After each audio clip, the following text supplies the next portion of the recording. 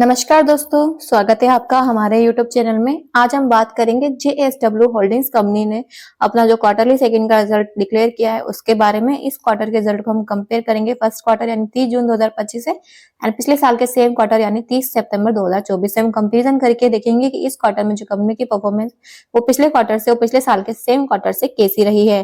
तो सबसे पहले हम देखेंगे कंपनी की टोटल इनकम को, तो यानी कि total revenue from the operation.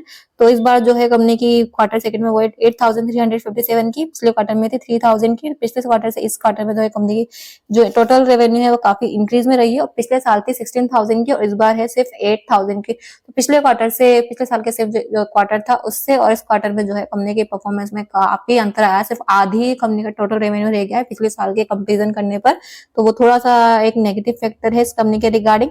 और अगर हम बात करें इस कंपनी के टोटल एक्सपेंसेस की, तो इस क्वार्टर में है 361 के टोटल एक्सपेंसेस, पिछले क्वार्टर में थे 372 के। तो पिछले साल से इस क्वार्टर में जो कंपनी ने एक्सपेंसेस कंट्रोल किया है और पिछले साल जो था वो था 371 का, तो और इस बार है 361 का। तो पिछले साल का सेम क्वार्टर से इस क्वार्टर में जो है कंपनी ने अपने टोटल एक्सपेंसेस को, जो एक्सपेंसेस है उसको कंट्रोल किया है और जिस जो डिक्रीज है, फिर जो कंपनी के एक्सपेंस डिक्रीज में है पिछले क्वार्टर से और पिछले साल के सेम क्वार्टर से, जो एक अच्छी परफॉर्मेंस को शो करता है एक्सपेंसेस में कंपनी की। और इसके अलावा अगर हम बात करें profit for the period year की, तो इस क्वार्टर में जो है कंपनी का प्रॉफिट वो है 6,700 का, पिछले क्वार्टर में था 3,300 का। तो पिछले क्वार्टर से इस क्वार्टर में जो कंपनी का प्रॉफिट है वो इंक्रीज में रहा है और पिछले साल था 11,900 का और इस बार सिर्फ 6,700 का।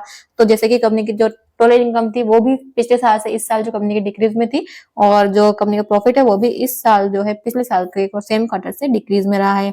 इसके अलावा ईपीएस की बात करें तो ईपीएस जो है इस क्वार्टर में 60.52 का है, पिछले क्वार्टर में था 30.547 का। तो पिछले क्वार्टर से इस क्वार्टर में जो है कंपनी का लगभग डबल इंक्रीज में हुआ है कंपनी का ईपीएस और पिछले साल था 107 का और इस बार है सिर्फ 60 रुपीज का। तो पिछले साल से इस साल जो है कंपनी का ईपीएस डिक्रीज में रहा है। इसके अलावा हम बात करेंगे इस कंपनी के कैश की परफॉर्मेंस की, कि कंपनी की जो कैश में परफॉर्मेंस है वो पॉजिटिव में है, नेगेटिव में है।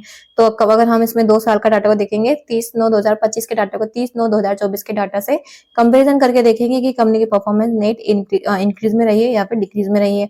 तो पिछले साल जो थी कंपनी की net increase in cash equivalent वो था 266.26 का आउटफ्लो और इस बार है 270.80 का आउटफ्लो।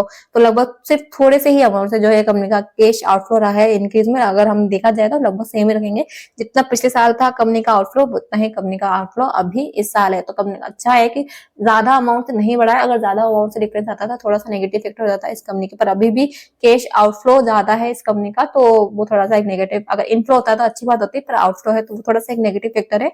तो ये इस कंपनी के क्वार्टर सेकंड के रिजल्ट। अभी और भी कंपनियां हैं जो अपने क्वार्टरली रिजल्ट लेके आने वाली है, तो इस तरह से आगे और भी कंपनियों से अपडेटेड रहने के लिए चैनल को अभी सब्सक्राइब करें, बेल आइकन पर क्लिक करें, ताकि जब भी कोई भी कंपनी अपने क्वार्टर रिजल्ट डिक्लेयर करे तो आप उन कंपनियों से अपडेटेड रह सके। और आपका कोई भी क्वेश्चन है, कोई भी क्वेरी है तो आप उसे कमेंट में पूछ सकते हैं। तो अगर आपको वीडियो अच्छी लगी हो तो इसे लाइक, सब्सक्राइब एंड कमेंट जरूर कीजिएगा।